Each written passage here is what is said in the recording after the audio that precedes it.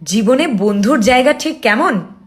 পুরনো আলমারিতে ন্যাপথালিন যেমন, স্নানের জলে ডেটল যেমন, রাতের ঘুমে মশারি যেমন, মোবাইল ফোনের কভার যেমন, চায়ের সাথে বিস্কিট যেমন, টিভির সাথে রিমোট যেমন, মাছের ঝোলে আলুর মতন, রোদে বেরোলে সানস্ক্রিন যেমন, খালি পেনের রিফিল যেমন, মানি ব্যাগে টাকা যেমন, ফ্রিজে রাখা ঠান্ডা জল যেমন, আমাদের জীবনে বন্ধুও ঠিক তেমন।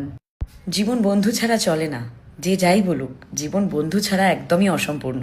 একটা কোল বালিশে যেমন কভার পরাতে হয়, একটা বালিশের যেমন ওয়ার লাগে। বিছানা তো এমনিও শোয়া যায়, ঘুমানো যায়, কিন্তু বিছানায় চাদর পাতি কেন আমরা? বিছানায় যেমন চাদর লাগে। রিমোট দিয়ে তো এমনিই এসি চলে, রিমোট দিয়ে এমনিই টিভি চলে, তাহলে রিমোটে কভার লাগাই কেন আমরা? আলমারি তো তাকে তাকে জিনিস রাখলেই হয়ে যায়, জামা কাপড় রেখে দিলেই হয়ে গেল।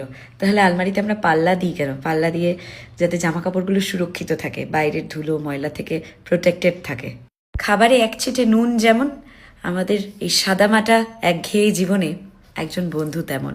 খাবারে যেমন নুন বেশি হয়ে গেলে খাবারটা আর খাওয়া যায় না, জীবনেও তাই। বেশি বন্ধু হয়ে গেলে তোমার জীবনে সমস্যা। তাই বন্ধু রাখো খুব লিমিটেড, খুব অল্প, কিন্তু সেই বন্ধু যেন প্রকৃত বন্ধু হয়। বন্ধু যদি প্রকৃত হয় তাহলে 10 জন বন্ধুর কোনো দরকার নেই, একজনই ওই 10 জনের সমান, 100 জনের সমান।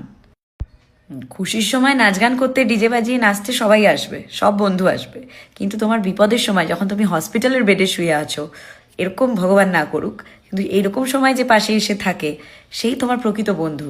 যখন তোমার পকেটে টাকা নেই, তখন যে বন্ধু এসে হাতে টাকা গুঁজে দেবে।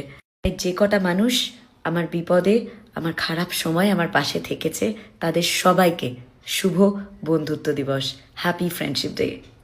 বন্ধুত্ব আছে বলেই পৃথিবীটা আজও সুন্দর।